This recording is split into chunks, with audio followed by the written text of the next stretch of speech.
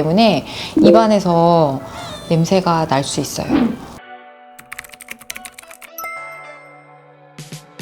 쭈쌤의 한입덴탈 이주현 원장입니다. 오늘도 몇 가지 궁금하신 주제를 가지고 얘기를 한번 나눠보려고 합니다. 오늘 뭐 궁금하신 거가 있으실까요? 네, 원장님, 제가 고민이 하나 있는데, 네. 제 친구 중에 여자인 애가 있는데, 네. 말하다 보면 좀 입냄새가 나거든요.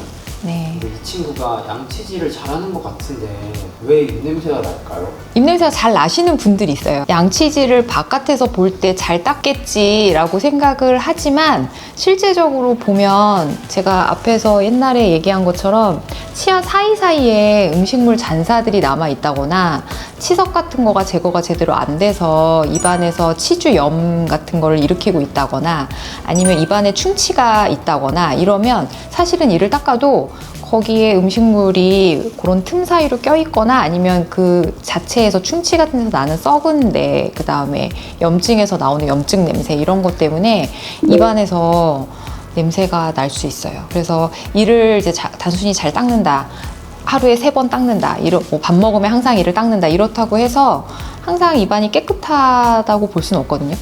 이를 많이 닦는 거랑 꼼꼼하게 잘 닦는 거는 다르기 때문에 음식물 잔사나 이런 게 입안에 남아있지 않은지 내 입에, 그 다음에 치주염이라던가 충치가 있지 않은지 그런 거를 일단은 보셔야지 되고, 그런 게 다 없어, 나는 내 입안 치과 가서 검사 받았는데 선생님도 다 괜찮대, 근데도 입냄새가 난다, 그러면은 이제 그 다음에 생각해 볼 수 있는 게 혓바닥에 백태가 있잖아요.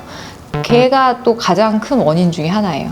그래서 혓바닥을 이렇게 구역 반응 때문에 잘 못 닦으시는 분들이 있거든요. 근데 혓바닥 꼭 닦아주셔야 돼요. 혀에 그 백태 사이사이에 미생물이나 이런 음식 잔사 같은 것들이 엄청 얹혀 있기 때문에 혀를 내가 이를 닦고 거울을 내밀어 봐서 혓바닥이 분홍색 살덩어리가 될 때까지 안에를 저 혀 뿌리에서부터 깨끗하게 다 닦는다고 생각하시고 열심히 닦아주셔야지 돼요.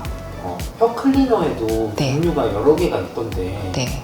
초급자용이 있고 자주 사용하는 사람들이 쓰는 거에 따라서 좀 종류가 달라지나요?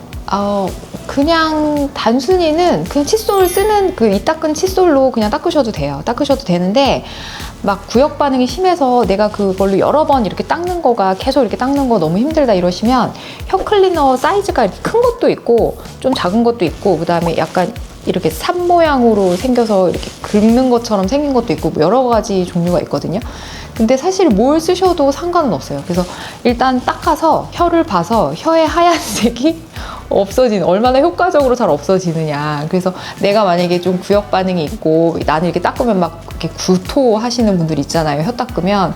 그런 분들은 좀 사이즈가 큰 거를 써서 빠르게 닦아주시는 게 좋을 거고, 그런 거 상관없으신 분들은 굳이 혀 클리너를 따로 구매하지 않으셔도 그냥 내가 쓰고 있는 칫솔로 닦으셔도 괜찮아요. 양치랑 이제 혀 클리너랑 치실이랑 이렇게 하고 나서도 입냄새가 좀 나는 것 같다. 근데 물 많이 마시는 것도 입냄새를 없애는 거에 조금 영향이 있을까요? 네, 도움이 많이 돼요.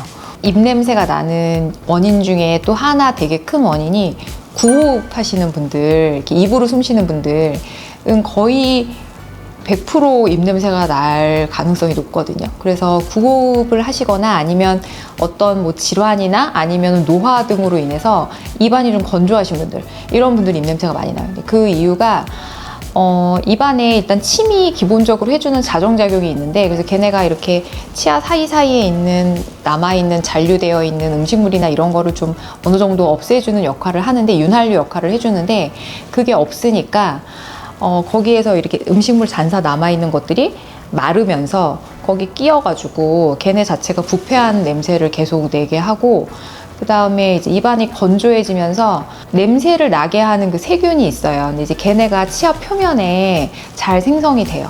그래가지고 또 이제 구취를 나게 하고, 물을 자주 마셔주거나 아니면 가글 같은 거를 열심히 해서 그런 부분들을 해결을 해주면 구취가 훨씬 덜 날 수 있죠.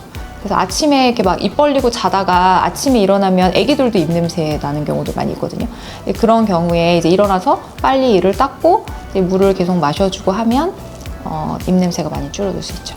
그렇게 물도 많이 마시고 네. 양치 습관도 개선을 해서 이제는 문제가 없다라고 생각이 되는데 네. 그래도 조금 난다 하면은 뭐 치과에서 받을 수 있는 검사 같은 게 있나요?